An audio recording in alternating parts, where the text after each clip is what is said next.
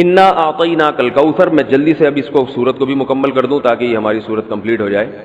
ترجمہ کر دیتا ہوں. انا اعطیناک الکوثر، اے نبی ہم نے آپ کو عطا کی کوثر. فصلی، پس آپ نماز پڑھیے، لربک اپنے رب کے لیے، ونحر اور قربانی کیجیے. انا بے شک، شانئک کا آپ کا دشمن، هو الابتر وہی دم کٹا ہے، وہی اسی کی نسل ختم ہوگی، اسی کا ذکر خیر ختم ہو جائے گا، وہی ناقص ہے، اس کا کوئی نام لینے والا ان کے بعد نہیں ہوگا. سمجھ رہے ہیں بات کو؟ اس صورت کا میں شان نزول بتا دیتا ہوں آپ کو، کچھ اس کی فضیلت کیا ہے اور اس کی تفسیر کیا ہے. یہ آپ کو تحریری شکل میں مل جائے گی، لہذا لکھنے کی ضرورت نہیں ہے. ٹھیک ہے؟ جیسے سورہ فلق اور سورہ ناس کا خلاصہ مل گیا نا آپ لوگوں کو. کس کس کو ملا ہے؟ سب کو مل گیا؟ آپ کو نہیں ملا؟ نیٹ سے دیکھ لیں، مل جائے گا انشاءاللہ. کب سے بھیجا ہوا ہے؟ اس کے بعد اذا جاء نصر اللہ قل یا ایھا الکافرون، ان صورتوں کے بھی آپ کو خلاصے سورہ اخلاص کا مل جائے گا انشاءاللہ. تو یہ جو بھی بتا رہا ہوں یہ بھی تحریری شکل میں آپ کو دے دیا جائے گا. اس صورت کا شان نزول یہ ہے کہ رسول اللہ صلی اللہ علیہ وسلم کو اللہ تعالیٰ نے حضرت خدیجہ سے 2 بیٹے دیے تھے. ایک کا نام تھا قاسم اور ایک کا نام تھا ابراہیم. آپ صلی اللہ علیہ وسلم کی جتنی بھی اولاد ہوئی ہے صرف حضرت خدیجہ سے ہوئی ہے. حضرت خدیجہ کے علاوہ آپ کی اولاد کسی اور زوجہ سے نہیں ہوئی. حضرت خدیجہ سے 4 بیٹیاں تھیں اور 2 بیٹے. ایک بیٹے کا نام قاسم، دوسرے کا نام ابراہیم. قاسم کی جب ولادت ہوئی ان کا بھی انتقال ہو گیا، اور ابراہیم کی ولادت ہوئی تو ان کا بھی انتقال ہو گیا. عرب میں نرینہ اولاد کی بڑی اہمیت تھی، کیونکہ انسان کا نسب اس کی نرینہ اولاد سے چلتا ہے، بیٹیوں سے نہیں چلتا. بیٹیاں تو غیروں کی ہوتی ہیں، رخصتی ہو کے دوسروں کے ہاں چلی جاتی ہیں، ان کے نسل میں اضافہ کرتی ہیں، ان کی نسل بڑھاتی ہیں. اپنے شوہر اور اپنے شوہر کے ددیال کی نسل میں اضافہ کریں گی. وہ اپنے باپ کی نسل میں اضافہ کون کرتا ہے؟ بیٹا. کیونکہ نسب کس سے چلتا ہے؟ باپ سے چلتا ہے، سوائے بلاول بھٹو کے. بلاول بھٹو کے بارے میں کہتا ہوں کہ بلاول بھٹو اسلامی تاریخ، غیر مسلموں کے ہاں تو ماں سے چلتا ہے جو نیچر کے خلاف ہے، لیکن اہل اسلام میں، اسلامی تاریخ میں سوائے بلاول بھٹو کے آج تک کوئی ایسا شخص پیدا نہیں ہوا جس کے نسب اور خاندان ماں سے چلتا ہو. بلاول بھٹو زرداری کے بیٹے ہیں، مگر خاندان ان کا کیا کہلاتا ہے؟ قوم جو آخر میں لگتی ہے وہ بھٹو کہلاتی ہے، حالانکہ وہ بھٹو ان کی والدہ تھیں، ان کے والد محترم بھٹو نہیں تھے. تو سیاست میں انہوں نے نسب ہی کو بگاڑ دیا اپنا.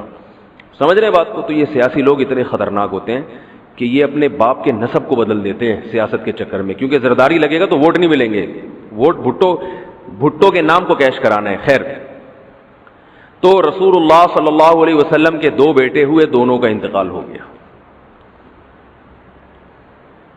عرب میں بے اولادی کو بھی معیوب سمجھتے تھے، کیونکہ آپ کی نسل چلے گی بیٹوں سے، اور بیٹے ہیں جو باپ کی بہت زیادہ عزت کا ذریعہ بنتے ہیں. بیٹیوں کے اپنے فضائل ہیں، لیکن ظاہر ہے نسل بیٹیوں سے نہیں چلتی. تو جب نبی صلی اللہ علیہ وسلم کے دونوں بیٹے مر گئے، دنیا سے چلے گئے، تو عاص ابن وائل بہت بڑا دشمن تھا اہل اسلام کا، وہ اور قریش، دیگر قریش، وہ یہ کہنے لگے کہ محمد صلی اللہ علیہ وسلم معاذ اللہ ابتر ہیں. کیا مطلب؟ ان کی نسل ختم، اور ان کا نام لینے والا ان کے بعد دنیا میں کوئی نہیں ہوگا، کیونکہ بیٹے ہی نہیں ہیں. تو یاد کون رکھے گا؟ اولاد ہی نہیں ہے، باپ دادا کے نام کون لے گا؟ اولاد تو ہے ہی نہیں، بیٹیاں ہیں. سمجھ رہے بات کو؟ آپ صلی اللہ علیہ وسلم کو اس طعنے سے تکلیف ہوتی تھی، تو اس پر یہ صورت نازل ہوئی کہ اے نبی، آپ کا ذکر ختم نہیں ہوگا، آپ کی روحانی اولاد بہت ہوگی. باقی اللہ نے آپ کو بیٹا کیوں نہیں دیا، یہ دیا تو اٹھا کیوں لیا، اس کی حکمت ایک اور مقام پہ بیان کی گئی ہے، وہ میں بتاتا ہوں آپ کو بعد میں. لیکن بتایا گیا کہ اے نبی، آپ کا ذکر ختم نہیں ہوگا، بلکہ یہ جو کہہ رہے ہیں نا کہ آپ کو خیر نہیں ملی، ابتر اسے کہتے ہیں جس کے نسل میں، یا جس کو، کیونکہ جس کی اولاد نہیں ہے نا اس کو یہ سمجھا جاتا ہے، اور حقیقت بھی ایسے ہی ہے کہ بہت بڑی خیر سے محروم ہو گیا. وہ بڑھاپے میں خدمت کے لیے نہیں ہے، کاروبار سنبھالنے کے لیے کوئی نہیں ہے، دین کے مشن کو آگے لینے کے لیے، چلانے کے لیے نہیں ہوگا، اور تذکرہ نسل میں نہیں ہو سکے گا. تو یہ ساری بھلائیوں سے انسان محروم ہو جاتا ہے. تو نبی کو تسلی دی گئی انا اعطینا الکوثر، اے نبی ہم نے آپ کو خیر کوثر کہتے ہیں خیر کثیر کو، بہت زیادہ بھلائیاں ہم نے آپ کو عطا کر دی ہیں۔ کوثر سے نہر کوثر تو ہے، لیکن کوثر کا جو لغوی مطلب ہے، ڈکشنری میں جو مطلب ہے وہ کیا ہے؟ اصل میں حوض کوثر کو نہیں کہتے، بلکہ کسے کہتے ہیں؟ خیر کثیر۔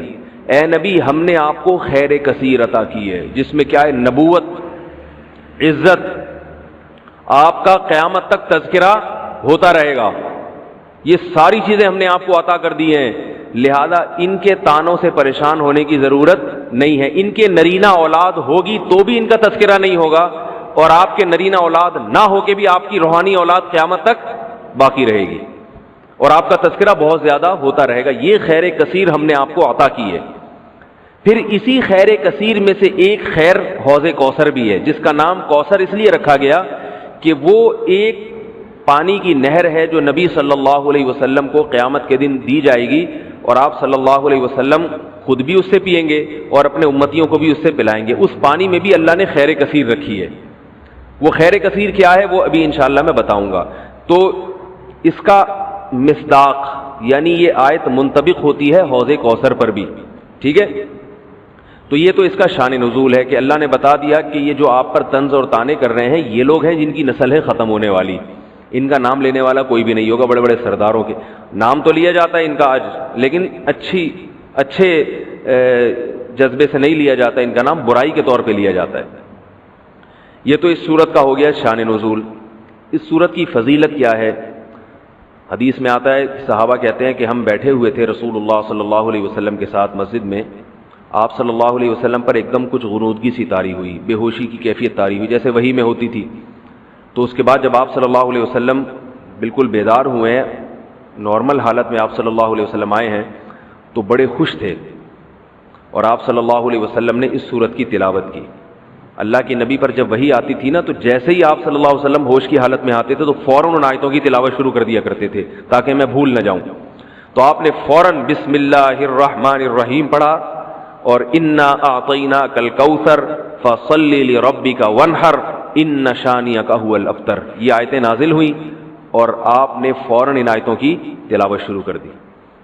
جب یہ شروع ہوئی تو صحابہ نے پوچھا یہ کوثر کیا چیز ہے؟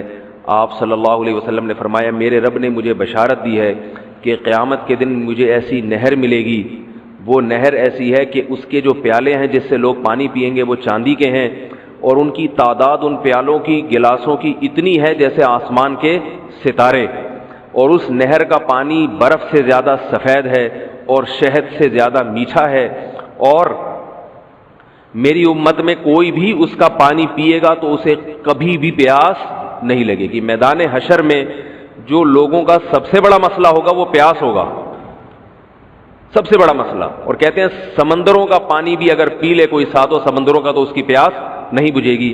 تو میرے اللہ نے مجھے یہ نہر دی ہے، جو میرا امتی اس سے پی لے گا اسے کبھی بھی ہمیشہ کے لیے اس کی پیاس ختم ہو جائے گی۔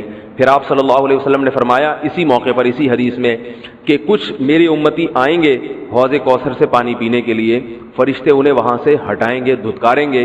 میں کہوں گا کہ یہ میرے امتی ہیں، تو فرشتے کہیں گے کہ آپ کو علم نہیں ہے ما احدثوا بعدک، کہ انہوں نے آپ کے بعد بدعتیں ایجاد کر لی تھی، ہیں تو آپ کے امتی مگر انہوں نے آپ کے دین میں تبدیلیاں کر لی تھی، جو دین آپ ان کو دے کر گئے تھے اس پر انہوں نے قناعت نہیں کی، اپنی طرف سے اس میں اضافے کیے، ایڈیشن کہتے ہیں نا، بہت ساری چیزیں بڑھا لی انہوں نے۔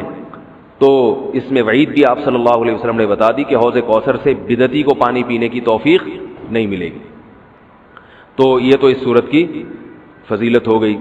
اب اس صورت کے مضامین کیا ہیں، تفسیر کیا ہے اس کی، اس کے اسباق کیا ہوتے ہیں، یہ انشاءاللہ پھر وقت چونکہ ہمارا پورا ہو چکا ہے، یہ اگلے لیکچر میں سورہ ماعون کے ساتھ۔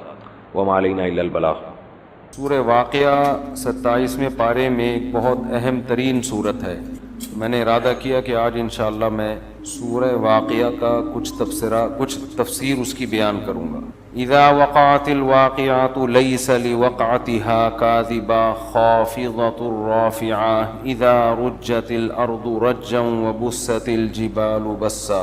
تو سورہ واقعہ میں اللہ تعالیٰ نے قیامت کی ہولناکیوں کا تذکرہ کیا. فرمایا وَكُنْتُمْ أَزْوَاجًا ثَلَاثًا. دیکھو باہر کی دنیا ایک الگ ہی ہے, قرآن کی دنیا بالکل الگ ہے. قرآن وہ باتیں کر رہا ہے جو پبلک بالکل بھی نہیں کر رہی, اور پبلک وہ باتیں کر رہی ہے جن کی قرآن کوئی ویلیو ان کو دیتا ہی نہیں. تو دونوں کی سنا کریں, ٹھیک ہے نا, دونوں کی سنا کریں, پھر تجزیہ کیا کریں کہ پبلک جو کہہ رہی ہے وہ ٹھیک ہے, یہ قرآن جو کہہ رہا ہے وہ ٹھیک.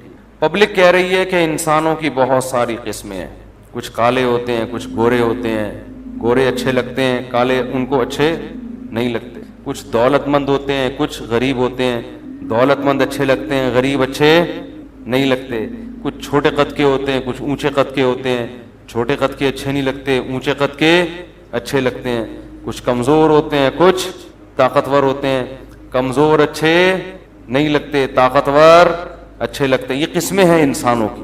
تو جب ہم دیکھتے ہیں تو ہمارے ذہن میں اچھائی اور برائی کا ایک معیار قائم ہو جاتا ہے. یار گورے سب کو اچھے لگتے ہیں, تو کریمیں لگا لگا کے کیا کر رہے ہوتے ہیں, اپنے آپ کو گورا کرنے کی کوشش کر رہے ہوتے ہیں. دولت مند اچھے لگتے ہیں, گاڑیوں میں گھومتا ہوا آدمی, ہر آدمی دولت کے پیچھے بھاگتا. یہ پبلک کی باتیں ہیں. صحت مند اچھے ہوتے ہیں, یہی وجہ ہے لڑکے جم جا جا کے ڈنٹ پیل رہے ہوتے ہیں, صحیح ہے نا. طاقتور اچھا ہوتا ہے.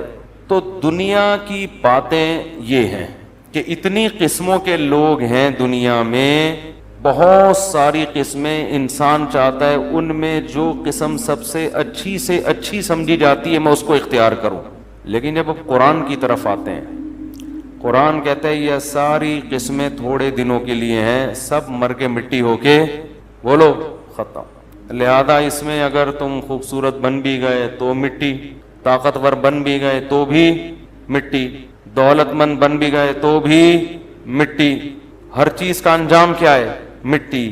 اس لیے اللہ کی نظر میں اس کی ویلیو مچھر کے پر کے برابر بھی نہیں. یہ اللہ کے لیے ہو تو ٹھیک ہے, نہیں ہو تو کوئی ویلیو نہیں ہے. پیسہ اگر اللہ کی رضا کے لیے حاصل کر رہا ہے پھر تو ٹھیک ہے. عیش کے لیے صرف مزے اڑاؤں گا, اڑا لو, تھوڑے دن کے مزے ختم ہو جائیں گے. قارون سے زیادہ تو اڑا نہیں سکتے. میں بیان میں کہہ رہا تھا نا کہ جو جس چیز میں ترقی چاہتا ہے نا, اس میں اس کو دیکھ لے جو اس سے پہلے ترقی کی انتہا کو پہنچ گیا تھا, اس کا انجام کیا ہوا. جیسے میں نے مائیکل جیکسن کی مثال دی تھی, جو چاہتا ہے گلوکار بن کے نام کماؤں تو مائیکل جیکسن سے آگے نہیں نکل سکتا. مائیکل جیکسن رات کو سوئے, پولیس بھی نہیں اٹھا سکی ان کو, ایک دم گڑچ ختم. اللہ نے کہا بس چلو بھائی نکلو یہاں سے, بہت مزے اڑا لیے, اب کوئی سلوٹ نہیں کرے گا, اب کوئی جرسیاں اتار کے آپ کے لیے نہیں پھینکے گا. اب آپ کی لاش پڑی ہوئی ہے, سائنسدانوں کے ڈاکٹروں کے حوالے ہے, وہ اگر آپ کی کوئی گردہ الٹا نکال کے کسی کے فٹ کرنا چاہیں ان کی مرضی, وہ آپ کو قبر میں دفنائیں ان کی مرضی, آگ میں جلائیں ان کی مرضی, آپ کے اسپیئر پارٹ فریز کر لیں ریسرچ کے لیے ان کی. اب آپ کی وہ ویلیو, وہ کیا کچھ بھی ویلیو نہیں ہے. بہت مزے اڑا لیے, چلو نکلو یہاں سے.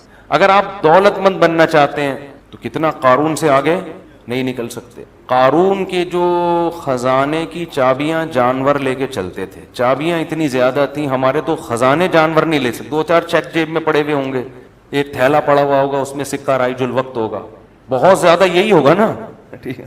اتنا تو نہیں ہے کہ چاندی کے ڈھیر گودام میں پڑے ہوئے ہیں اور ان کی چابیاں ہی جانور لے کے چل رہے ہیں, لوگ لے کے جا رہے ہیں. بھائی بہت ہیں خزانے, تجوریوں کی چابیاں اتنی, تجوریاں کتنی ہوں گی. تو قارون کو کراس اس کا ایسا ہوتا تو اب تک تو ویسے ہی مر چکا ہوتا, پڑا ہوا تو قبر میں ہی ہوتا. تو آپ اگر حکومت چاہتے ہیں کہ یار نہیں یار کوئی عہدہ ہونا چاہیے, کچھ عہدہ ہو, کچھ محلے کا کوئی ناظم بن جاؤں, اسمبلی کا ممبر نہیں بن سکتا تو محلے کا کوئی ناظم بن جاؤں, یا میں 21ویں گریڈ کا آفیسر بن جاؤں, کچھ تو بنوں, کب تک 11ویں اسکیل پہ جاب کروں گا. تو بھائی آپ فرعون سے آگے بولو نہیں. ہزاروں کو قتل کر دیا, کوئی آواز اٹھانے والا نہیں, اتنا روب, اتنا دبدبا, وہ بھی مر گئے انا للہ ہو کے ختم. بڑی باتیں کی اس نے, انا ربکم الاعلی, میں یوں ہوں, میں یوں ہوں. پانی میں ایک غوطہ لگایا ہے, سب پھنے خانیاں ختم. نہ بھی لگاتا غوطہ اب تک ویسے ہی مر چکا ہوتا. تو اس لیے یہ تو کھلونے ہیں, یہ حکومت, یہ دولت, یہ پلاٹ, یہ بحریہ ٹاؤن, یہ گاڑی, یہ سب چیزیں کیا ہیں, کھلونے ہیں کھیلنے کے لیے, آزمائش کے لیے اللہ نے دیے ہوئے ہیں. تو یہ اللہ کی باتیں ہیں, یہ پبلک کی باتیں یہ گھر میں بیوی آپ سے اس قسم کی باتیں نہیں کرے گی, بیوی سے شوہر اس قسم کی باتیں نہیں کرے گا, ابا بچوں سے ایسی باتیں, ابا کہے گا بیٹا کیا کر رہا ہے آج کل, تو کما کتنا رہا ہے جب تیری پینٹ میں ہاتھ ڈالو کچھ بھی نہیں نکلتا. یہ تو خیر ابا نہیں ہے, تو بیوی یہ باتیں کرتی ہے, کیونکہ پینٹ میں ہاتھ کون ڈالتا ہے؟ جب لٹکی بھی ہوتی ہے نا تو سب سے پہلے بیگم پینٹ میں ہاتھ ڈال کے بٹوا چیک کرتی ہے, کچھ نہ کچھ پیسے بہت سے بتا کے کرتی ہیں, بہت سے چھپا کے بھی کرتی ہیں. تو یہ سب پبلک کی باتیں ہیں, حتیٰ کہ بسا اوقات مسجد کے امام صاحب بھی تنخواہ پوچھ رہے ہوتے ہیں کہ بھئی تنخواہ کے حساب سے اس سے چندے کا مطالبہ کیا جائے, ٹھیک ہے نا. لیکن اللہ کی یہ باتیں بالکل بھی نہیں ہے. اللہ کیا باتیں کرتا ہے؟ اللہ کہتے ہیں کہ یہ جتنی کائنات ہے نا, ہر چیز کی ایک ایج ہے, یہ ہمیشہ کے لیے میں نے کچھ بھی نہیں بنایا, ہر چیز کو فنا ہے. ہم دیکھ رہے ہیں واقعی ہے بھی ایسا. مچھر کی زندگی ایک دن کی ہوتی ہے, وہ ایک دن میں پیدا ہو کے بچے دے کے انڈے دے کے زندگی گزار کے مر کے ختم. کھٹملوں کی بھی پتہ نہیں 2-4 دن کی ہوتی ہوگی, لیکن وہ 2-4 دن میں اتنے کھٹمل پیدا کر کے جاتا ہے کہ اتنے کھٹمل کے لگتا ہے کہ وہ جو پیدا ہوا تھا نا تو سارا دن اس کے علاوہ کوئی کام اس نے کیا نہیں. ہزاروں انڈے بچے پیدا کر کے جاتا ہے کم وقت, لیکن وہ بھی 2-4 دن کی زندگی. کسی کی زندگی 500-500. بعض جانور ایسے, میں نے خود تنزانیہ کے ایک جزیرے میں یونائٹڈ لکھا ہوا ہے ایک اوتھینٹک, اور جو کچھوا آج پیدا ہو رہا ہے اس پہ لگا دے اس کی ڈیٹ آف سال پرانے, زندہ رہتے شرم بھی نہیں آتی. یار بس کرو, اتنی جنگیں دیکھ لی انہوں نے, کتنا زمانہ دیکھ. اسی وجہ سے اللہ نے اس کو جب سست بنایا نا تو ہر کام اس کا سستی سے, مر بھی سستی سے رہا ہے, مرنے میں بھی ٹائم لگے گا. تو انسانوں کی ایک عمر ہے, تو اللہ نے بتایا اسی طرح اس کائنات کی بھی یہ بھی ختم ہو کے فنا ہو جائے. تو پھر ہوگا کیا؟ اللہ کہتے ہیں یہ کائنات بھی فنا ہوگی, یہ پہاڑ اپنی جگہ سے ہلا دیے جائیں گے, سور پھونکا جائے گا, فصائق من فی السماوات ومن فی الارض, سب تباہ و برباد نظام خلائی سیاروں سے چھلانگے لگا رہا ہے جی, وہ اتنے کلومیٹر فی گھنٹہ کی رفتار سے آتے آتے آتے. تو یہ جتنی بھی ترقی ہو جائے, کچھ بھی ہو جائے, اللہ کہتے ہیں ایک دن اس سب کو میں خاک میں ملا, کیونکہ یہ اصل نہیں ہے, تو آزمائش کے لیے پیدا کیا. لیبلوکم, اللہ دیکھنا چاہتا تھا تم میں سے اچھا عمل کون کرتا ہے, کون اس دنیا میں ہے اور کون یہیں کا ہو کے رہ جاتا ہے. ابا نے پیسے دے کے جرمنی بھیجا یونیورسٹی میں پڑھنے کے لیے, اس پیسے سے آپ نے عیاشی, اور آپ زبردست عیاشی ہو رہی ہے, بڑا مزہ آ رہا ہے, لائف انجوائے. جرمنی میں آ کے بھی ٹینشن نہیں ہے, بیوقوف, واپس آؤ گے تو چترول لگاؤں گا, تو سارے پیسے اڑا کے آ گیا اور وہ کچھ بن کے آئے گا. تو اللہ نے دنیا میں بھیجا تھا کسی مقصد کے لیے, وہ مقصد ہے لیبلوکم ایکم احسن عملا. اللہ دیکھتا ہے کون اپنے پیدا کرنے والے سے لا لگا کے لگتا ہے, کون اس کی اطاعت کرتا ہے, اور کون اس دنیا ہی کو مقصد بنا لیتا ہے, اسی میں کی عیش و عشرت میں لگ جاتا ہے. جو عیش و عشرت میں لگا ہے اللہ ابھی بھی اسے کچھ نہیں کہہ رہے, جو عبادت میں لگا ہے اس کو بھی کچھ نہیں دے رہے. اللہ کہتے ہیں سارا نظام تباہ و برباد کرنے کے بعد پھر دوبارہ سور پھونکا جائے گا. وَكُنْتُمْ أَزْوَاجًا ثَلَاثًا, یہ جو تمہاری قسمیں بنی ہوئی ہیں نا, کالا گورا اونچا لمبا چھوٹا موٹا دبلا, دولت مند غریب صحت مند, یہ سب قسمیں کیا ہو جائیں گی؟ ختم. کیونکہ اللہ جو رزلٹ اناؤنس کرے گا تو 3 قسم کے لوگ سامنے آئیں گے. ایک وہ جو امتحان میں فیل, چاہے وہ کالے تھے یا گورے, معذور تھے یا صحت مند, ہر آدمی کا امتحان ہے. جو بیمار ہے اس کا بیماری میں امتحان ہے. ایوب علیہ السلام کو اللہ نے بیمار رکھا, بیماری میں صبر کر کے امتحان میں کامیاب ہوئے. اور موسیٰ علیہ السلام کو اللہ نے صحت دی, سلیمان علیہ السلام کو بہت اعلیٰ صحت عطا فرمائی, اس صحت میں ان کو آزمایا. موسیٰ علیہ السلام کو غریب مسکین بنا کے آزمایا. سلیمان علیہ السلام کو ایسی دولت دی ہے, ایسی دولت کہ آپ کے بعد قیامت تک کسی کو ایسی دولت نہیں ملے گی, ان کو اس دولت میں آزمایا. کسی کو مرد بنا کے آزمایا, کسی کو عورت بنا کے آزمایا. تو اللہ کہتے ہیں کہ جب قیامت کا زلزلہ قائم ہوگا, سب ختم, جب پھر دوبارہ سور پھونکوں گا تو لوگ قبروں سے جب اٹھیں گے, کنتم ازواجن ثلاثا, 3 حصوں میں ڈیوائیڈ کروں گا سب کو میں. ایک وہ جو امتحان میں فیل, ان کو قرآن کہتا ہے اصحاب المشأمہ, یہ وہ لوگ ہیں جن کو اعمال نامہ بائیں ہاتھ میں لیفٹ ہینڈ میں دیا جائے گا. یہ اس کی علامت ہوگی کہ یہ اس دنیا میں امتحان میں ناکام. اس میں کروڑ پتی لوگ بھی ہوں گے, اس میں غریب بھی ہوں گے, اس میں بیمار بھی ہوں گے. لوگ سمجھتے ہیں کہ غریب جنت میں جائیں گے, ایسا نہیں ہے. اگر وہ غریب غربت میں خدا کو خوش نہیں رکھتا, یہاں بھی ٹینشن وہاں بھی ٹینشن. لوگ سمجھتے ہیں مالدار سارے جہنم میں جائیں گے. بھائی دولت بھی ہے, عیش و عشرت بھی ہے, لیکن خدا کی نافرمانی نہیں کرتا, یہاں بھی مزے وہاں بھی مزے. قرآن کہتا ہے سلیمان کے یہاں بھی مزے تھے اور وہاں بھی. حضرت سلیمان علیہ السلام کو یہاں بھی اللہ نے خوب عیش و عشرت دی, وہاں بھی, دونوں جگہ مزے. تو اللہ فرماتے ہیں کہ کچھ لوگ وہ ہوں گے جو اس امتحان میں, بولو بھائی کیا ہو گیا, ناکام.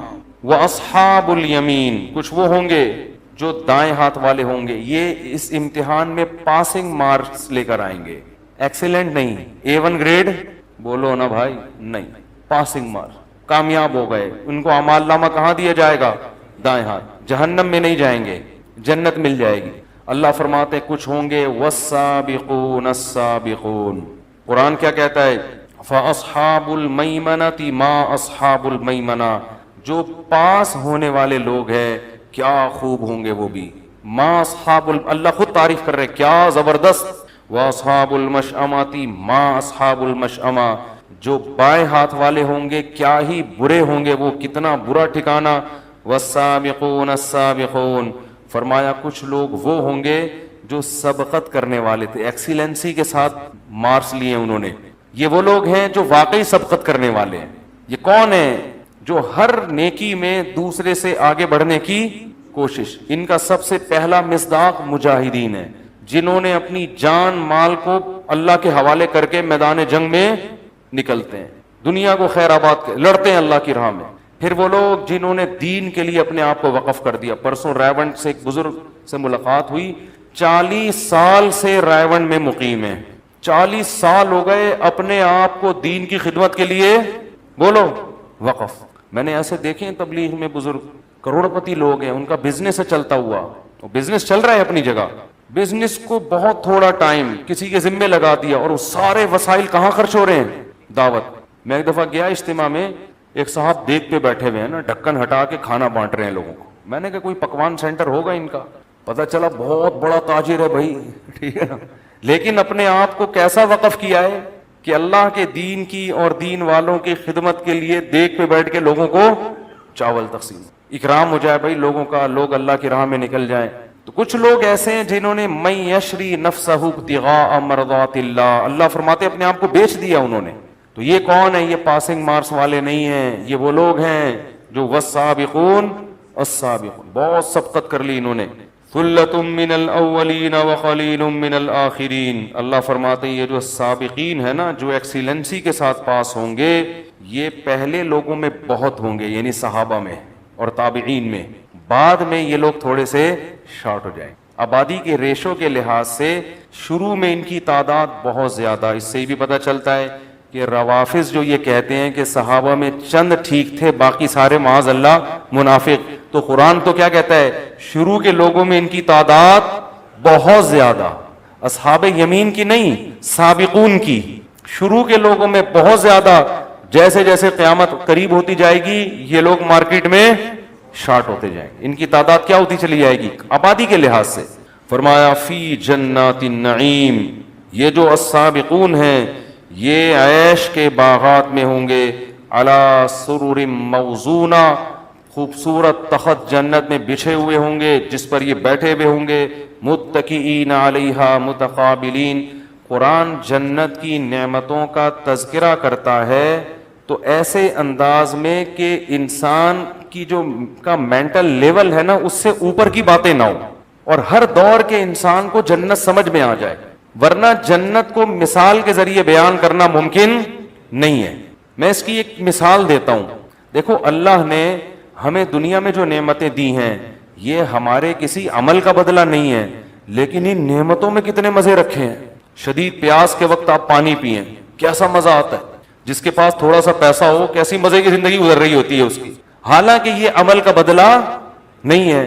تو سوچو اللہ جب عمل کا بدلہ دے گا, اور نزلا من غفور الرحیم, اور اللہ کی طرف سے میزبانی ہوگی, مہمان بنیں گے ہم اس کی جنت میں، تو پھر ما لا عین رأت ولا اذن سمعت ولا خطر علی قلب بشر.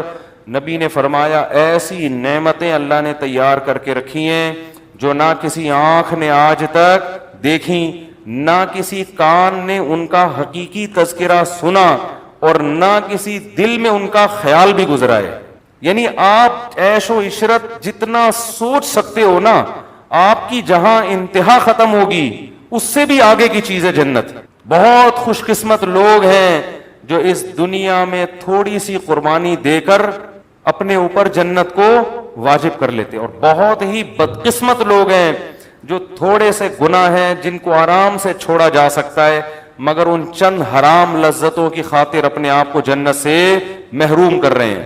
تو قرآن کہتا ہے یطوف علیہم ولدان مخلدون. اللہ کچھ مثالیں دے رہے ہیں جنت میں ایسے خوبصورت بچے. سورہ دہر میں اللہ نے فرمایا اذا رأیتہم حسبتہم لؤلؤا منثورا. خدمت کے لیے اللہ جنت میں بچوں کو پیدا کیا. اللہ نے بہت سارے بچے ہوں گے جو آپ کی خدمت کریں گے، اور اتنے خوبصورت بچے، قرآن کہتا ہے جیسے تسبیح خوبصورت دانے ٹوٹ کے بکھرتے ہیں نا، کیسی اچھی لگ رہی ہوتی ہے وہ دانے بکھرے ہوئے موتی، وہ جنت میں بچے ایسے پھیلے ہوئے ہوں گے جیسے تسبیح کے دانے ٹوٹ کے اس کے موتی بکھر گئے ہیں. فرمایا بھی اکواب واباریق وکأس من معین. ان شرابوں کے ساتھ بہتی ہوئی شراب، لا یصدعون عنہا ولا ینزفون، جس سے نہ سر میں درد ہوگا نہ یہ بہکی بہکی باتیں کریں گے. وفاکہۃ مما یتخیرون، جو پھل کھانا چاہیں گے. ولحم طیر مما یشتہون، اور اڑتے ہوئے پرندوں کا گوشت، جس پرندے کے کھانے کی ان کو خواہش ہوگی. وحور عین، اور فرمایا ان کی نکاح ہم ایسی عورتوں سے کریں گے. حور عربی میں کہتے ہیں حورا کی جمع، حورا کہتے ہیں انتہائی سفید رنگت والی، اور عین آئینہ کی جمع، عین آئینہ کہتے ہیں بڑی بڑی آنکھوں والی. تو اللہ کو ہماری فطرت کا پتہ ہے نا، تو اللہ نے بتایا کہ سفید رنگت والی بڑی بڑی خوبصورت آنکھوں والی عورتوں سے میں ان کا نکاح کراؤں گا. کامثال اللؤلؤ المکنون، ان عورتوں کی مثال اور حسن و جمال ایسا ہوگا جیسے خوبصورت موتی ہوں جن کو چھپا کے رکھ دیا ہو، ان پہ کوئی گرد و غبار نہ ہو. خوبصورت موتی ہو نا، ان کو آپ چھپا کے رکھیں تو ان کی شائننگ میں، ان کی چمک میں کوئی کمی واقع نہیں ہوتی. جزاء بما كانوا يعملون، فرمایا اس عمل کا بدلہ ہے جو یہ دنیا میں کیا کرتے تھے. لا يسمعون فيها لغوا ولا تأثیما، کوئی بیکار سر میں درد کرنے والی بات نہیں سنیں گے. الا قیلا سلاما سلاما، ہر طرف سے سلامتی. واصحاب الیمین ما اصحاب الیمین، اور فرمایا جن کو پاسنگ مارکس ملے، دائیں ہاتھ میں اعمال نامہ ملا، ان کے بھی کیا خوب مزے ہیں. فی صدر مخضود، ایسے بیری کے درخت جن میں کانٹے نہیں ہوں گے. وطلح منضود، گچھے لٹکے ہوئے کیلوں کے. دیکھو ایک کیلا ٹھیلے سے خرید کے کھایا جاتا ہے، ایک درخت پہ خوبصورت لٹکا ہوا ہوتا ہے. تو اللہ لٹکے ہوئے پھلوں کا قرآن میں تذکرہ کرتے ہیں. قطوفھا دانیہ، لٹکے ہوئے جو گچھے والے پھل ہوتے ہیں نا، وہ الگ ہی اس میں لطف آتا ہے کھانے کا.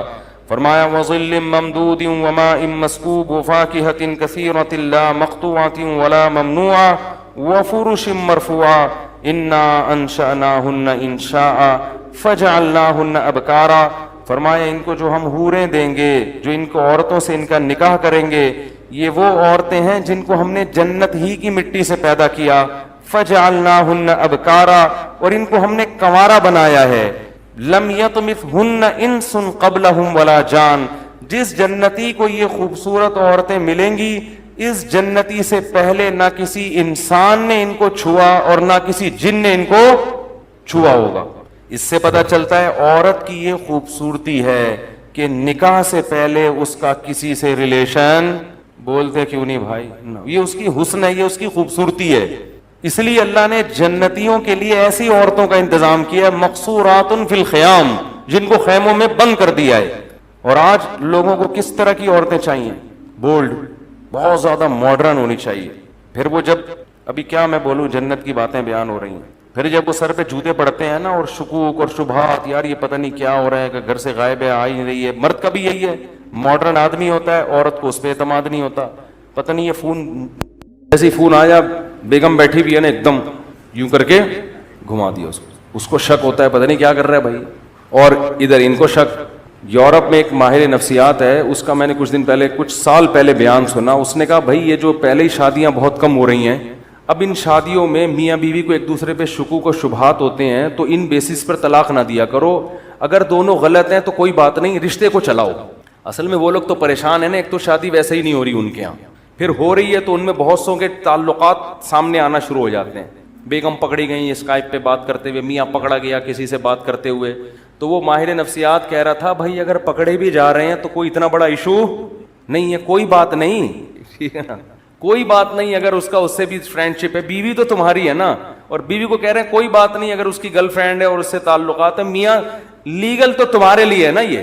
تو اس پہ وہ ماہر نفسیات سمجھا رہا تھا کہ ان باتوں کی وجہ سے ڈیورس نہ لو نہ دو, تاکہ تو تھوڑے بہت شادی کے جوڑے بچے ہوئے وہ تو بچے. میں نے کہا دیکھو کیسا معاشرہ تباہ و برباد ہو گیا ہے کہ اب میرج لائف کو محفوظ کرنے کے لیے اس کو بھی لیگل قرار دیا جا رہا ہے کہ کاغذ میں میاں بیوی بن کے رہو, کوئی بات نہیں, حقیقت میں بے شک نہ بھی ہو, ورنہ یہ کاغذی شادیاں بھی کیا ہو جائیں گی, بولتے کیوں نہیں, ختم.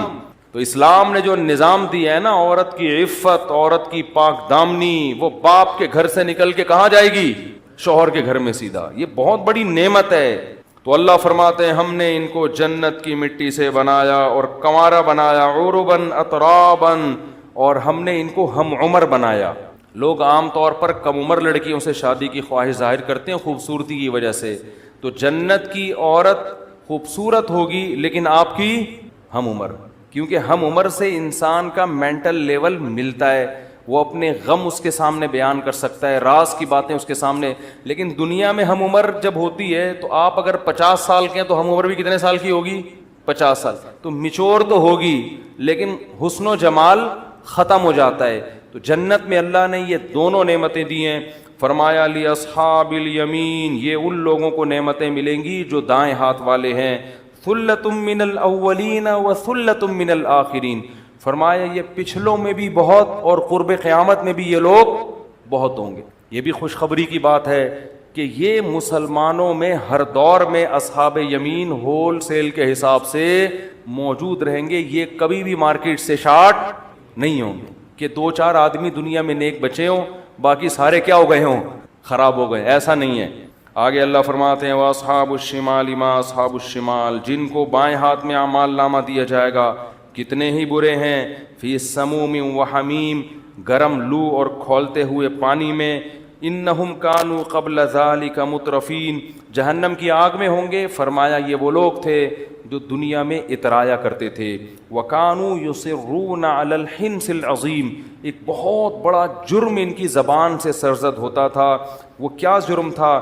یہ کہتے تھے اَإِذَا مِتْنَا وَكُنَّا تُرَابًا وَعِظَامًا أَإِنَّا لَمَبْعُوثُونَ. جب بھی میں آیت پڑھتا ہوں مجھے لمس یونیورسٹی کے پروفیسر, ان کے اسٹوڈنٹس, اقرا یونیورسٹی کے پروفیسر, ان کے اسٹوڈنٹس, کراچی یونیورسٹی کے پروفیسر اور ان کے اسٹوڈنٹس, بحریہ یونیورسٹی کے پروفیسر, ان کے اسٹوڈنٹس یاد آتے ہیں جن میں ایتھیزم اور مذہب کی بغاوت بہت اسپیڈ کے ساتھ پھیل رہی ہے. جو سائنسدانوں سے کچھ ضرورت سے زیادہ متاثر ہو گیا تھا, جو یہ سمجھتا تھا کہ لائف اسٹائل بھی ان کو ان کا باپ ڈارون سمجھائے گا کہ ہم کیوں پیدا ہوئے ہیں, یا اللہ ہے یا نہیں ہے, ہم نے خدا کی عبادت کرنی ہے کہ نہیں کرنی. سمجھ رہے ہیں کہ نہیں سمجھ رہے؟ وہ یہ سمجھتے تھے ہر چیز میں ہمارے باپ کون ہیں, سائنٹسٹ ہیں. یہ ایجوکیشن سے اتنا متاثر ہو گئے تھے. قرآن کہتا ہے یہ بہت بڑا جرم کرتے تھے. وہ جرم کیا ہے؟ یہ کہتے تھے اِذَا مِتْنَا, بھلا جب ہم مر جائیں گے, وَكُنَّا تُرَابًا, ہم مٹی ہو جائیں گے, وَعِظَامًا, جب ہڈیاں ہو جائیں گے, اِنَّا لَمَبْعُوثُونَ, تو سائنس تو کہتی ہے کہ پھر دوبارہ زندگی کا امکان ممکن, بولو نہیں. مشاہدہ بھی یہ کہتا ہے. سائنس دو چیزوں پر بھائی, لیبارٹری ٹیسٹ سے ثابت ہو جائے یا مشاہدہ ہو جائے, ان دو کے علاوہ اور کوئی دلیل کو سائنس بولو نہیں مانتا. کہہ رہے ہیں اٹ ازنٹ پاسبل, یہ ممکن نہیں ہے کہ آپ مر کے ختم ہو جاؤ اور دوبارہ یہ عمل ریورس, یہ نہیں ہو سکتا. اللہ فرماتے ہیں یہ اتنا بڑا جرم کرتے تھے کہ جب ان کو پیغمبر کی دعوت پہنچی، پیغمبر کی بات اور ہمارا کلام پہنچا کہ مر کے مٹی ہو گئے، ختم نہیں ہو جاتے، ایک دن دوبارہ تمہارا رب زندہ کرے گا، تو یہ کہتے تھے اَإِذَا مِتْنَا إِنَّ هَذَا لَشَيْءٌ عُجَابٌ. کبھی کہتے تھے یہ بات کھوپڑی میں آنے والی نہیں ہے، یہ مولویوں کی بنائی ہوئی باتیں ہیں. پہلے تو یہ کہتے تھے ساحر، جادوگر ہے، عجیب عجیب باتیں کر رہا ہے. کبھی کہتے تھے کہ ان هذا لشیء یراد، ان کا مفاد ہے، اصل میں پیسے ملتے ہیں ان کو ایسی باتوں پہ، مفاد ہے، ان کی دکانیں چل رہی ہیں مولویوں کی. کیونکہ اگر یہ کہیں گے کہ مر کے ختم، کوئی حساب نہیں ہے، تو پھر کوئی مسجدوں میں آئے گا؟ بولو بھائی کیا ہو گیا؟ کوئی مسجد کیا 27ویں رات، کیا 28ویں رات، کیا رمضان، کیا شوال. لائف کو انجوائے کرو. کیا ساس، کیا سسر، کیا ابا، کیا دادا، کیا نانا، کیا بچی، کیا بہن، کیا او بھائی گدے گھوڑے کی طرح زندگی گزارو. کتے پالو، بچے پیدا کرنے کی ضرورت بولو نہیں. کتے پالو، بلی پالو، وہ بھی آپ کو انٹرٹین کرتے ہیں، بھیجتے ہیں. بچوں کی کیا ضرورت ہے بھائی؟ یہ ٹینشن خامخواہ کی، کیونکہ یہ بھی ایتھیس بنے گا بڑا ہو کر. یہ تو مذہب سکھاتا ہے نا، باپ کے حقوق، ماں کے حقوق، خالہ کے حقوق، نانی کے حقوق. مذہب کے علاوہ تو اگر آپ مذہب کو چھوڑتے ہو تو پھر تو بھائی ڈاروین کی نظریے کی پیداوار ہو آپ، بندر سے اتفاق سے وجود میں آئے ہو. جو اتفاقی حادثے کی نتیجے میں کوئی چیز اگر بنتی ہے تو پھر ان کا آپس میں ریلیشن نہیں ہوتا، اچھا برا نہیں ہوتا. پھر انجوائے بن گئے اتفاق سے، اب اتفاق سے کھاؤ. جو کچھ کھا سکتا ہے وہ کیا کرے؟ کھائے. وہ کھانے پینے کو فوکس کرو، عیاشی کو فوکس کرو. تو قرآن کہتا ہے یہ کہا کرتے تھے اَإِذَا مِتْنَا وَكُنَّا تُرَابًا وَعِظَامًا. بھائی یہ کھوپڑی میں آنے والی باتیں نہیں ہیں. مر کے گل سڑ کے ختم، ایک نیچرل پروسیس ہے. مریں گے تو یہ ہوگا، تو نیچرل پروسیس کے تحت مر کے ختم ہونا تو ہے، پیدا ہونا یہ سمجھ میں نہیں آتا. اللہ فرماتے ہیں قل، ان کو کہہ دو، ان الاولین والآخرین. تمہیں تو اپنا پیدا ہونا سمجھ میں نہیں آ رہا نا کہ کیسے ہوں گے، جو آدم سے لے کے اب تک دنیا میں آئے. جناب قرآن مجید بسم اللہ کی آیت، بسم اللہ قرآن مجید کی آیت ہے دو جگہ. ایک تو سورہ نمل میں جہاں سلیمان علیہ السلام کا خط اللہ نے ذکر کیا ہے، انہ من سلیمان و انہ بسم اللہ الرحمن الرحیم. سورہ نمل میں آتا ہے کہ ملکہ سبا نے یہ کہا کہ سلیمان کا خط آیا ہے، اور وہ اس کا مضمون یہ ہے کہ یہ سلیمان کی طرف سے اور بسم اللہ الرحمن الرحیم سے ہے. تو یہ والی بسم اللہ تو قرآن کا حصہ ہے. یہ جو ہر سورت کے شروع میں بسم اللہ لکھی جاتی ہے، یہ لا علی التعیین قرآن کی آیت ہے. کیا مطلب؟ یعنی ایک دفعہ والی بسم اللہ تو قرآن کی آیت ہے، مگر اس کی کوئی جگہ متعین نہیں ہے. جب نئی سورت آپ شروع کرتے ہیں تو وہ والی قرآن کی آیت اس سورت کے شروع میں لے آتے ہیں. یعنی ہوتی ہے قرآن کی آیت ہے، مگر ہر سورت سے پہلے جو بسم اللہ لکھی ہوئی ہے تو وہ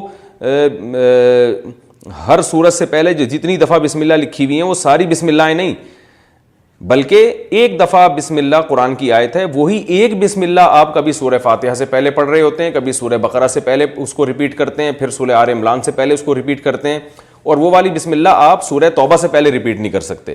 تو وہ ایک آیت ہے بسم اللہ جو ہر سورت میں گھومتی رہتی ہے. تو لیکن لکھی بھی اس لیے ہر سورت سے پہلے ہے تاکہ اس کو بار بار پڑھا جائے، لیکن ہر سورت کا جز نہیں ہے، وہ ہر سورت کا حصہ نہیں ہے. وہ پہلے تو میں یہ عرض کروں محرم کی اسلام میں فضیلت کیا ہے اور کیوں ہے یہ فضیلت. رسول اللہ صلی اللہ علیہ وسلم نے فرمایا کہ محرم کو آپ صلی اللہ علیہ وسلم نے شہر اللہ قرار دیا ہے. صحیح حدیث ہے کہ آپ صلی اللہ علیہ وسلم نے فرمایا، صحیح مسلم کی حدیث ہے کہ رمضان کے روزوں کے بعد سب سے زیادہ جو روزے افضل ہیں وہ شہر اللہ المحرم، اللہ کے مہینے محرم کے ہیں، یعنی اللہ کی طرف اس محرم کی نسبت کی جا رہی ہے. تو یہ ایک بڑی فضیلت کی چیز ہے. اور قرآن میں جن 4 مہینوں کو محترم قرار دیا ہے، عرب ان مہینوں میں جنگ و جدال کو حرام سمجھا کرتے تھے کہ یار یہ ناجائز ہے، اس میں جنگ نہیں کرنی چاہیے، ان مہینوں کا احترام لازم ہے. ان میں 4 مہینوں میں محرم بھی ہے، محرم، رجب، ذی الحجہ، ذی قعدہ، ذی الحجہ، یہ 4 مہینے ہیں جو محترم ہے. لیکن اس میں پھر رجب بھی داخل ہے اور ذی قعدہ بھی اور ذی الحجہ بھی، تو یہ بھی ہے. اور 10 محرم کے روزے کی بڑی فضیلت ہے. آپ صلی اللہ علیہ وسلم نے فرمایا 1 سال کے گناہوں کی معافی کا ذریعہ بنتا ہے. لیکن آپ نے فرمایا کہ یہودیوں کی مشابہت نہ کرو، کیونکہ یہودی 1 روزہ رکھتے ہیں تو ہم 9، 10 یا 10، 11 2 روزے ملائیں گے. تو یہ محرم کی فضیلت ہے. اور یہ کیوں ہے اس کی ہمیں وجہ معلوم نہیں ہے. جیسے کسی نے ابھی بھائی نے سوال پوچھا نا ایک کہ اس میں کوئی واقعات ہوئے تھے، تو پہلے میں بتا دوں 10 محرم میں جب نبی صلی اللہ علیہ وسلم نے محرم کے مہینے کی یہ فضیلت بیان کی تو اس کو کسی واقعے کی بیس پہ بیان نہیں کی ہے. اس بارے میں جتنے واقعات ہمارے پاس منقول ہیں کہ آدم علیہ السلام جنت سے زمین پہ آئے تھے، یا قیامت آئے گی اس دن، یا یہ کہ اور پتہ نہیں کیا کیا ابراہیم علیہ السلام کو آگ میں ڈالا گیا، یہ سب من گھڑت ہیں، اس کی کوئی حقیقت نہیں ہے، موضوع روایتیں ہیں.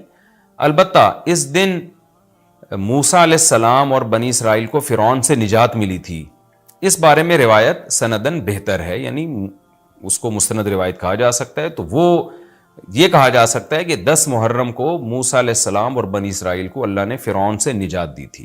اسی بیس پہ یہودی روزہ رکھا کرتے تھے اس دن. تو یہ روایت کے علاوہ باقی جتنے بھی واقعات ہیں سب من گھڑت ہیں. باقی حضرت حسین رضی اللہ تعالیٰ عنہ کو جو کربلا میں شہادت ملی ہے، وہ تو 10 محرم، وہ تو فضیلت تو اسلام میں پہلے سے تھی. تو حضرت حسین رضی اللہ تعالیٰ عنہ کا واقعہ تو بعد میں ہوا ہے، تو اس سے حضرت حسین کی شہادت کو اور فضیلت مل گئی کہ آپ کو ایک مقدس دن میں اللہ تعالیٰ نے شہادت عطا فرمائی ہے. تو اب کیا مسئلہ ہے؟ اب میں جو ہے نا نمبر وار سوال پڑھ کے بتاتا ہوں، نمبر وار جو ہے نا، تاکہ وہ بحث ہماری گچ مچ نہ ہو جائے. ابھی سارے سوال میں نے اکٹھے پڑھ لیے تھے تاکہ آپ کو پتہ چلے کہ آج محرم کے بارے میں کیا معلومات ہم شیئر کریں گے، کیا مسائل میں بتاؤں گا. محرم میں کالے کپڑے پہننا، یہاں سے ہمارے سوالات شروع ہوئے تھے. محمود صاحب نے انڈیا سے پوچھا تھا. دیکھیں، کالے کپڑے کسی بھی وقت پہنے جا سکتے ہیں. کالے کپڑے پہننے کے ناجائز ہونے کی ہمارے پاس کوئی دلیل نہیں ہے. سفید کو پسند کیا گیا ہے. نبی صلی اللہ علیہ وسلم نے فرمایا سب سے زیادہ پسندیدہ لباس وہ سفید ہے. کفنوا فیہا موتاکم، اپنے مردوں کو بھی اسی میں دفن کیا کرو. اس لیے سفید لباس کو آپ صلی اللہ علیہ وسلم نے افضل قرار دیا، اس میں پاکیزگی زیادہ ہے. باقی نبی صلی اللہ علیہ وسلم نے مختلف رنگوں کے کپڑے پہنے. اس کی علماء وجہ یہ بیان کرتے ہیں کہ اس زمانے میں غربت تھی. آپ نے سفید لباس کو پسند تو کیا، لیکن نبی کے لیے ہر وقت سفید لباس کا انتظام کرنا آسان نہیں تھا. غربت تھی، لباس پہن لینا ہی بڑی بات ہوتی تھی کہ لباس مل جائے کسی کو. کتنے واقعات ہیں کہ ازار ہے تو قمیض نہیں ہے، قمیض بڑی مشکل سے کسی کو ملتی تھی، کچھ چادر نہیں ہے اوپر پہننے کی. اتنی غربت کا عالم تھا. تو اس میں آپ صلی اللہ علیہ وسلم یہ تکلف کرتے کہ ہر قیمت پہ میرے لیے سفید لباس لے کر آؤ. تو یہ آپ صلی اللہ علیہ وسلم کے مزاج میں جو سادگی تھی یہ اس کے خلاف تھا. تو آپ نے دنیا میں تکلف نہیں کیا، جو جیسا لباس ملا پہن لیا. پسند سفید کو کیا. لہذا آج کیا ہے کہ آج اللہ نے لوگوں کو مالی وسعتیں دی ہیں، تو جو لوگ سفید لباس کا معمول بنا سکتے ہیں ان کے لیے افضل یہی ہے کہ وہ سفید لباس پہنا کریں، کیونکہ نبی صلی اللہ علیہ وسلم نے ہمیں اس کی ترغیب دی ہے. خود کیوں نہیں پہنا؟ اس میں تکلف تھا، یعنی پراپر انتظام کرنا مشکل تھا. تو جو آیا پہن لیا آپ صلی اللہ علیہ وسلم نے، کیونکہ ایک چیز مشکل ہے اس میں اتنا تکلف کرنا، یہ خود بھی تو نبی کے مزاج کے خلاف ہے. تو اس لیے ہم کہتے ہیں کہ بھئی جو ملے پہن لو. لیکن اگر لوگ آج کل تو لباسوں میں تکلف ویسے ہی بہت ہو رہا ہے، تو آپ نے جب سلوانے ہی ہیں، خریدنے ہی ہیں، تو سفید کو ترجیح دیں آپ. اس میں پاکیزگی زیادہ ہے، اس میں طہارت زیادہ ہے. آپ سفید لباس کے عادی ہو گئے، آپ سے کلر والا لباس پہنا نہیں جائے گا. میں نے تو 15-20 سال میں نے سفید لباس پہنا ہے، تو مجھے پتا ہے کہ پھر کلر والا لباس نہیں پہنا جاتا. سفید میں پاکیزگی اتنی ہے. اب میں پہنتا ہوں کلر والا لباس، وہ وجہ اس کی ہے کہ بعض دفعہ گھر والوں کا اصرار ہوتا ہے، بعض دفعہ کیمرے کی ریکوائرمنٹ ہوتی ہے، وہ کیمرہ سفید لباس کو کیچ نہیں کر پا رہا ہوتا، وہ کیمرہ مین کہہ رہا ہوتا ہے بھائی کوئی اور کلر، کوئی اور کپڑے پہن کے وغیرہ وغیرہ. تو خیر میرا عمل تو کوئی حجت نہیں ہے، لیکن افضل یہی ہے کہ سفید لباس کو ترجیح دی جائے، پہنا جائے. اور علماء صلحاء اکثر عموماً ہم نے دیکھا ہے کہ سفید لباسی کو ترجیح دیتے ہیں. کلر والا بھی جائز ہے لیکن بہتر یہی. تو محرم میں بھی سفید ہی ہے، سفر میں بھی سفید ہی ہے، ربیع الاول میں بھی سفید ہے. تو محرم میں سفید کے بالکل الٹ کر لینا، کالا پہن لینا، یہ تو بالکل سفید کے اپوزٹ ہو گیا نا. تو ہم یہ نہیں کہہ رہے کہ کالا لباس پہننا ناجائز ہے، لیکن آپ سفید سے اگر آپ نے یو ٹرن لیا بھی تھا تو گرے پہ آ جاتے، گرین پہ آ جاتے، ایک دم آپ بلیک پہ آ گئے، تو بہرحال یہ یعنی کراہت سے خالی نہیں ہے، اس کا معمول بنا لینا. تو ناجائز میں نہیں کہہ رہا، تھوڑا سا ناپسندیدہ ہے کہ آپ سنت پر عمل نہیں کر رہے تو سنت کے بالکل اگینسٹ تو نہ جائیں نا آپ، یعنی بالکل ہی کالا پہن لیں تو بالکل اس کے اپوزٹ ہے. جائز ہے کالا پہننا بھی، لیکن بہتر بہرحال نہیں ہے. اور محرم میں کالا پہننا تو ہماری رائے میں بالکل ناجائز ہے، کیونکہ یہ شیعہ حضرات کی اپنی ایک رائے ہے، ان کی اپنی ایک دلیل ہے، ان کا اپنا ایک کانسیپٹ ہے. وہ یہ ہے کہ محرم میں حضرت حسین شہید ہوئے تھے تو ایک بڑے غم کی بات تھی، تو ہم غم منانے کے لیے کالا کپڑا پہنتے ہیں. تو ان کا مسلک ہے، وہ جیسے مسلک پہ اپنے عمل کرنا چاہیں وہ اللہ کے سامنے جواب دہ ہوں گے. ہم کسی کے مسلک پہ طنز نہیں کر رہے، ہم کوئی فرقہ واریت اور تشدد کی بات کرنا مناسب نہیں ہے، ملکی حالات اس کے متحمل نہیں ہیں.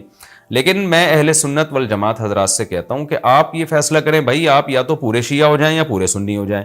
تو اگر آپ اہل سنت والجماعت کو فالو کرتے ہیں، اور اہل سنت والجماعت کے ہاں جو قرآن اور حدیث اور صحابہ یہ حجت ہے، تو ہمیں تو قرآن و حدیث میں کہیں بھی نہیں ملتا کہ غم میں تم کالے کپڑے پہنو یا غموں کو مناؤ. قرآن میں کیا ہے؟ الذین اذا اصابتہم مصیبۃ قالوا انا للہ وانا الیہ راجعون. اہل ایمان کو جب کوئی مصیبت پہنچتی ہے تو وہ کہتے ہیں ہم اللہ ہی کے لیے ہیں اور ہم نے اللہ ہی کی طرف لوٹ کر جانا ہے. وہ صبر کرتے ہیں. حضرت حسین رضی اللہ تعالیٰ عنہ کی شہادت یہ بہت بڑا غم ہے، بہت بڑا غم ہے، لیکن اس غم کو ہر سال منانا، اس کے لیے شرعی دلیل کی ضرورت ہے. اہل بیت کی تعلیمات کو فالو کیا جائے گا. آپ کسی کی محبت میں اس کی تعلیمات کو نہیں توڑ سکتے. اہل بیت کی بھی یہی تعلیمات ہیں کہ صبر سے کام لینا چاہیے ہمیں. اور غم منانا بھی اگر کسی کا ہونا، جیسے آپ کے والد کا انتقال ہو گیا، تو اس میں بھی شریعت آپ کو اجازت نہیں دیتی کہ آپ کالے کپڑے پہنے غم منانے کے لیے، بلکہ اس میں بھی شریعت کیا کہتی ہے کہ غم پہ صبر کریں. جو آنسو آپ روک سکتے ہیں اس کو بہائیں نہیں، اور صبر کریں. تو غیر یعنی اختیاری طور پر جو آپ کو رونا آ رہا ہے وہ معاف ہے. تو جب غم پہنچا ہو اس وقت شریعت آپ کو غم کے طور پہ کالے کپڑے پہننے کی اجازت نہیں دے رہی. تو جب غم 1400 سال پرانا ہو اور ہر سال اس تاریخ پہ آپ کو منانے کی شریعت کیسے اجازت دے رہی ہے؟ یہ تو ایک طرح کی برسی ہو گئی نا. نبی صلی اللہ علیہ وسلم کے وفات سے بڑا غم کو اس امت کو ہوگا. ربیع الاول میں آپ صلی اللہ علیہ وسلم کی وفات ہوئی، لیکن ربیع الاول ہر سال آتا تھا. صحابہ، تابعین، تبع تابعین، خود اہل بیت کیا اس ربیع الاول میں کوئی غم مناتے تھے؟ بالکل بھی نہیں. اس مہینے میں شادیاں بھی کرتے تھے، جو خوشی کی بات ہوتی تھی اس پہ خوشی بھی مناتے تھے. تو ہمیں نہیں ملتا کہ صحابہ، تابعین یا خود اہل بیت نے، یا سیدنا حسن اور حسین رضی اللہ عنہما یا سیدنا علی ابن ابی طالب رضی اللہ عنہ کی یہ تعلیمات ہو کہ غم کو ہمیں منانا ہے کالے کپڑے پہن کے یا کسی بھی طریقے سے. کسی بھی طریقے سے اسلام میں غم منانے کی آپ کو اجازت نہیں ہے. بعض لوگ یہ دلیل دیتے ہیں کہ حضرت حسین رضی اللہ تعالیٰ عنہ کا غم تو نبی نے بھی منایا ہے، اور نبی صلی اللہ علیہ وسلم نے جب یہ بتایا کہ امت میرے نواسے کو شہید کرے گی تو آپ رونے لگے. دیکھیں جب نبی کو اطلاع ملی تھی تو آپ غمزدہ ہوئے، تو آپ کا رونا بالکل بجا تھا. تو کسی کو یہ اطلاع ملے کہ فلاں جگہ یہ واقعہ ہو گیا ہے، اس پہ اس کو غم ہوا ہو اور وہ رو لیتا ہے، تو اس میں کوئی حرج نہیں، یہ تو نیچرل ہے. لیکن کیا نبی صلی اللہ علیہ وسلم ہر سال، یعنی جس دن آپ کو وحی کے ذریعے پتہ چلا کہ سیدنا حسین ابن علی رضی اللہ تعالیٰ عنہ پہ ظلم ہوگا، تو کیا ہر سال اس تاریخ کو آپ صلی اللہ علیہ وسلم رویا کرتے تھے؟ بالکل بھی ایسا نہیں ہے. تو غم کی اطلاع جس وقت ملی ہو اس وقت رونا آ جانا یہ نیچرل ہے، لیکن ہر سال پراپر اس رونے کو پراپر طریقے سے منانا یا کالے کپڑے پہن کے اس کو منانا، یہ تو بالکل اسلام میں ناجائز ہے. ہمارے پاس اس کے جائز ہونے کی کوئی دلیل نہیں ہے. تو شیعہ حضرات جو کر رہے ہیں آپ ان کو کرنے دیں، ان کو جا کے نہ چھیڑیں، آپ ان کو طنز نہ کریں. وہ ان کی جو رائے ہے وہ اس پر عمل کریں. اسلام میں فرقے تو ہیں ہمیشہ سے، ہم نے تو یہ دیکھنا ہے کہ کون سا صحیح ہے، ہم نے تو اس کو فالو کرنا ہے. تو جو ہمیں صحیح لگے گا ہم اس کو فالو کریں گے. باقی ہم کسی کے نفرتیں پھیلانے کے بہرحال ہم قائل نہیں ہیں. تو جو وہ کر رہے ہیں آپ ان کو کرنے دیں، لیکن آپ یہ کام ہرگز نہ کریں، کیونکہ ہمارے لیے جو حجت ہے وہ قرآن، حدیث اور اہل بیت اور صحابہ کرام. تو ان کی جو تعلیمات ہیں ہم نے اس کو فالو کرنا ہے. ان کی تعلیمات میں کہیں بھی نہیں ہے، کوئی مستند روایت نہیں ہے کہ غم منانے کے لیے کسی نے کالے کپڑے پہنے ہو. غم منانا ہی جائز نہیں ہے، تو اس کے لیے کالے کپڑے یا کوئی اور کلر پہننا کہاں سے جائز ہو جائے گا؟ تو اس لیے محرم میں نارملی تو کوئی بھی وقت میں آپ کالے کپڑے پہن سکتے ہیں، لیکن محرم میں جب آپ پہنیں گے تو اس میں ایک تائید ہوتی ہے کہ گویا آپ بھی اس بدعت میں ان کی تائید کر رہے ہیں. اور رسول اللہ صلی اللہ علیہ وسلم نے فرمایا من تشبہ بقوم فہو منہم، جو کسی قوم کی مشابہت اختیار کرتا ہے وہ انہی میں سے ہے. تو اگر آپ چاہتے ہیں کہ آپ کا شمار قیامت میں اہل سنت والجماعت میں نہ ہو، آپ کو شیعہ مسلک ٹھیک لگتا ہے، تو پھر پراپر آپ شیعہ مسلک پراپر پورے طور پر اختیار کریں. آپ آدھا تیتر آدھا بٹیر چلنا تو ٹھیک نہیں ہے نا. اور اگر آپ چاہتے ہیں قیامت میں آپ کا شمار اہل سنت والجماعت میں ہو، تو پھر مکمل اہل سنت والجماعت کو فالو کریں آپ. تو ان کو جو ہے اپنے حال پہ چھوڑ دیں. میں پھر بتا دوں، میں لڑائی جھگڑوں کا قائل نہیں ہوں. شیعہ حضرات آتے ہیں یہاں پہ بیٹھتے ہیں، گپ شپ لگاتے ہیں، چائے پانی بھی چلتا ہے. میرے دوستوں میں بھی ہیں بعض شیعہ حضرات، سلام دعا ہے ان سے. لیکن مذہب پہ بحث نہیں ہوتی. لکم دینکم ولی دین. ہم اسے کہتے ہیں ٹھیک ہے بھائی آپ اپنے رائے پر عمل کریں, بحث مباحثہ نہ کریں. ہاں جو سیکھنے کے لیے ہم سے آنا چاہے محبت سے اس کو سمجھائیں گے, جو نہیں آ رہا سیکھنے کے لیے تو پھر ہم اس سے بحث نہیں کرتے. تو لڑائی جھگڑے نہ کریں. لیکن سنی حضرات کو, اہل سنت والجماعت کو, بل جماعت کا مطلب کیا ہے؟ ہم حدیث کو بھی مانتے ہیں, بل جماعت صحابہ کو بھی مانتے ہیں. تو صحابہ میں اہل بیت بھی داخل ہیں, اہل بیت کے علاوہ بھی صحابہ ہیں. تو کسی کی بھی, ہماری رائے تو یہی ہے کہ کسی کی بھی تعلیمات نہیں ہے, ہمیں تو احادیث میں کچھ بھی نہیں ملتا.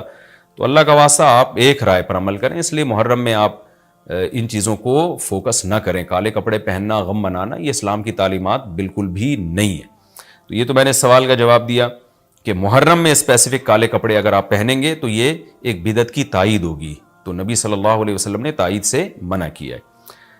اسی میں ایک سوال ہے جی, محرم میں نکاح کرنا کیسا ہے؟ یہ سوال بھی ظہور احمد نے کشمیر سے پوچھا ہے. محرم میں نکاح کرنا بھی جائز ہے, بلکہ ہمارے مسلک کے مطابق باعث برکت ہے, کیونکہ محرم کو اللہ کے نبی نے محترم قرار دیا ہے, جو قابل احترام مہینہ ہے تو مقدس ہے. تو مقدس مہینے میں عبادت کا ثواب بھی زیادہ ہوتا ہے, اور نکاح بھی شریعت میں عبادت ہے. نکاح کیسے عبادت ہے؟ شریعت نے نکاح میں عبادت کا رنگ ڈال دیا ہے. دیکھیں آپ کہ نکاح ایک معاملہ ہے, لیکن اس سے پہلے خطبہ بھی ہوتا ہے. خطبہ جمعے کی نماز سے پہلے ہوتا ہے, خطبہ عید کی نماز سے پہلے ہوتا ہے, خطبہ استسقاء کی نماز سے پہلے ہوتا ہے, خطبہ حج میں ہوتا ہے. یہ ساری عبادتیں ہیں نا جس میں خطبہ ہے. لیکن اسلام نے کیا کہا؟ نکاح سے پہلے بھی خطبہ ہوگا. اس کا مطلب اسلام نکاح کو عبادت قرار دے رہا ہے, نکاح میں عبادت کا رنگ بھر رہا ہے. تو عبادتیں تو مقدس مہینے میں زیادہ ثواب ہوتا ہے ان میں. تبھی آپ دیکھیں نبی صلی اللہ علیہ وسلم نے فرمایا رمضان کے بعد سب سے زیادہ روزوں کا ثواب محرم میں ملتا ہے. کیوں؟ مقدس ہے نا, تو عبادت کا ثواب بڑھ گیا اس میں. تو اس حدیث سے صاف ہمیں پتہ چلتا ہے کہ اگر کوئی محرم میں اس نیت سے نکاح کرتا ہے کہ مقدس مہینہ ہے تو اس میں عبادت کا ثواب بڑھ جائے گا, اور اس میں انشاءاللہ اللہ سے امید کی جا سکتی ہے کہ خیر و برکت زیادہ ہوگی. تو اس کو منحوس سمجھنا جائز نہیں ہے. اگر آپ کہتے ہیں اس مہینے میں چونکہ حضرت حسین رضی اللہ تعالیٰ عنہ کی شہادت ہوئی ہے اس لیے منحوس ہے, تو یہ غلط ہے.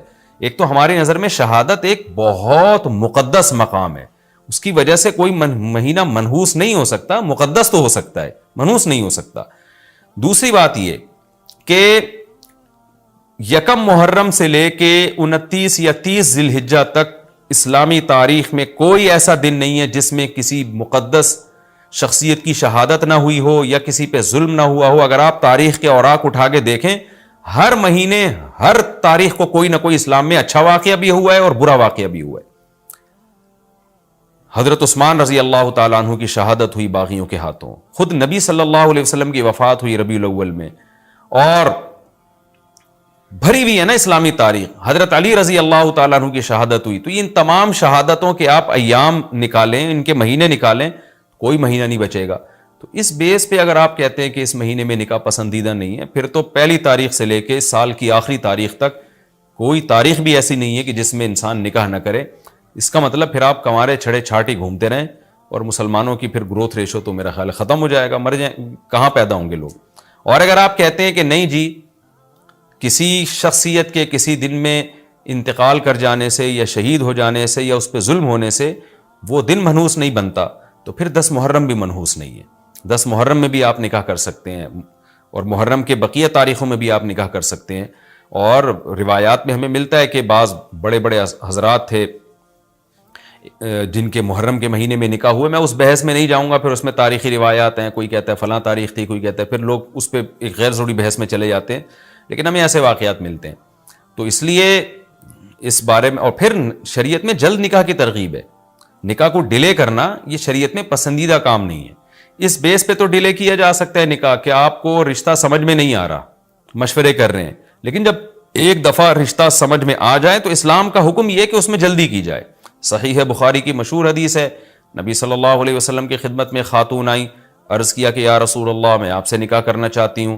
آپ نے چہرہ مبارک کو جھکا لیا, آپ کا ارادہ نہیں تھا. ایک اور صحابی کھڑے ہوئے, عرض کیا یا رسول اللہ آپ میرا ان سے نکاح کر دیں.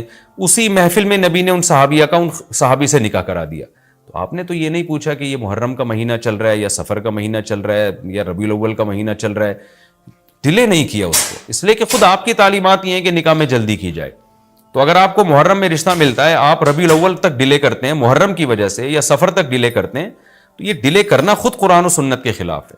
جس چیز میں تعجیل مقصود ہے، جس چیز کو شریعت نے جلدی کا حکم دیا. اس عبداللہ بن مسعود رضی اللہ تعالیٰ عنہ فرماتے تھے، مصنف ابن ابی شیبہ کی روایت ہے کہ مجھے پتا چل جائے نا کہ میری زندگی میں صرف ایک رات باقی ہے، اگلے دن میں نے مر جانا ہے، اور میرے نکاح میں کوئی عورت نہ ہو، میں وہ رات بھی نکاح کے بغیر نہیں گزاروں گا، میں بیوی کے بغیر نہیں گزاروں گا، اس خوف سے کہ مجھے کہیں فتنہ نہ ہو جائے.